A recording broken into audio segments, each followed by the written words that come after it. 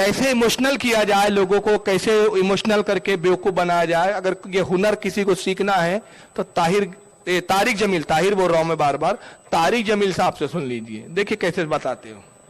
एक काफिर है उतबा बिन अबी वक्कास, उसने एक तरफ से होकर पत्थर उठाया और आपको मारा जोर से। साहबा की नजरें थी तलवारों पर, नेजों पर, तीरों पर, और पत्थर नजरों से निकल गया।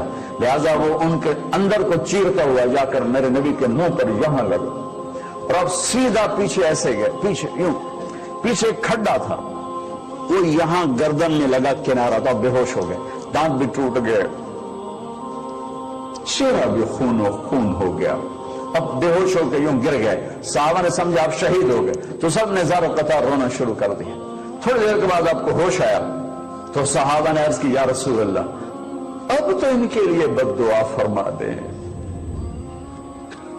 वो नबियों में रहमत लक़ब पाने वाला, मुरादें गरीबों की बरलाने वाला, गरीबों का वाली, यतीमों का मौला। तो अब तो हक था कि आप बद्दुआ करते।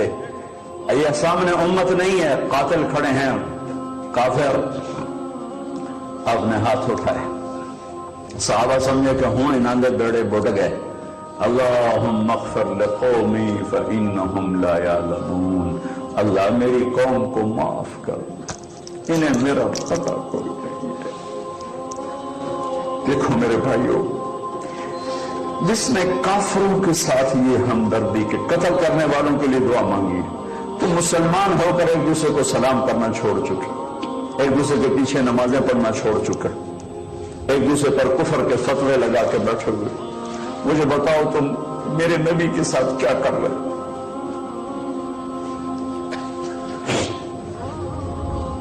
वो तुम्हें फिरकों में बांट कर गए थे या उम्मत बना कर गए थे? क्यों इस नादान खेल में अपनी जिंदगी बर्बाद करते हो? क्यों नहीं? बड़े दर्द के साथ बैकग्राउंड म्यूजिक के साथ बोला है उन्होंने। अब क्या सुनाया उन्होंने, सुन ले मेरी जबानी। कहते काफिर है, गज़वे उहद में उसने पत्थर मारा सरकार को, पेशानी पे लगा, पेशानी जख्मी हुई, रसूलुल्लाह पीछे की तरफ गिर पड़े, पेशानी भी जख्मी हुई, आपकी खून भी जारी हुआ।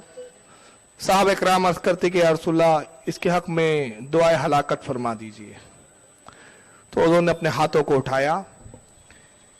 फिर तारिक जमील साहब कहते हैं कि सबको लगा कि अब तो इनके बेड़े गर्क हो गए, यानी हुजूर दुआए हलाकत करेंगे, ये सब तबाह हो जाएंगे।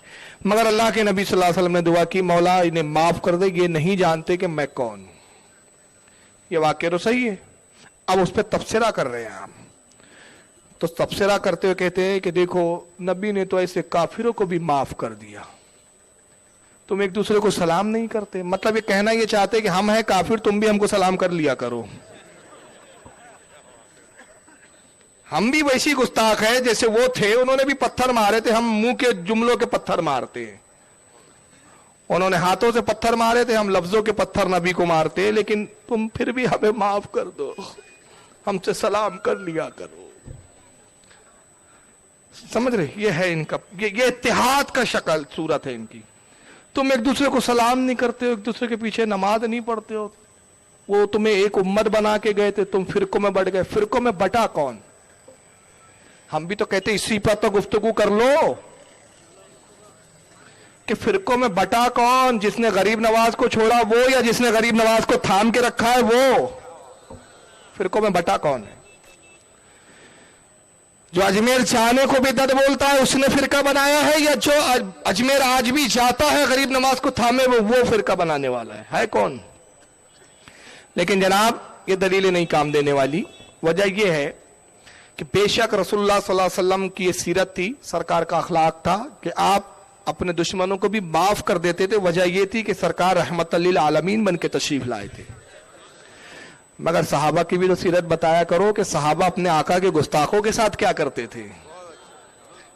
वो तो रहमत लिल आलमीन थे, हर सहाबी रहमत लिल आलमीन तो बन के नहीं आया था ना। अरे इसकी एक मिसाल दे रहा हूं। मेरा बाप बड़ा नर्म मिजाज है, मेरा बाप बड़ा खुश मिजाज है, माफी कर देने वाला है। मेरे बाप के सामने कोई गाली बकता है मेरे सामने मेरे बाप को, تو میرا باپ کہتا ہے چل جا یار، چل معاف کیا جا، یہ میرے باپ کا بڑکپن ہے، لیکن بحیثیت بیٹا میری کیا ذمہ داری ہے؟ کیا یہ کہوں کہ ہاں بہت اچھا کام کر رہا ہے، دیکھ ابا نے معاف کر دیا، 2-4 اور بک دے تو، یہ تو نہیں ہوگا نا۔ جو اچھا بیٹا ہوگا اس کا منہ نوچ لے گا، کہے گا خبیث میری موجودگی میں میرے باپ کو گالی بک رہا ہے۔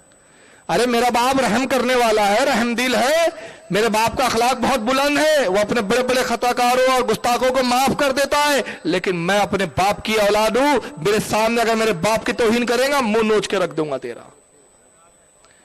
یہ ہے۔ آپ نے وہ سیرت کیوں نہیں بتائی؟ وہ اس لیے نہیں بتائی کہ وہ بتا دیں گے تو آپ کے فرقے کی پول کھل جائیں گی۔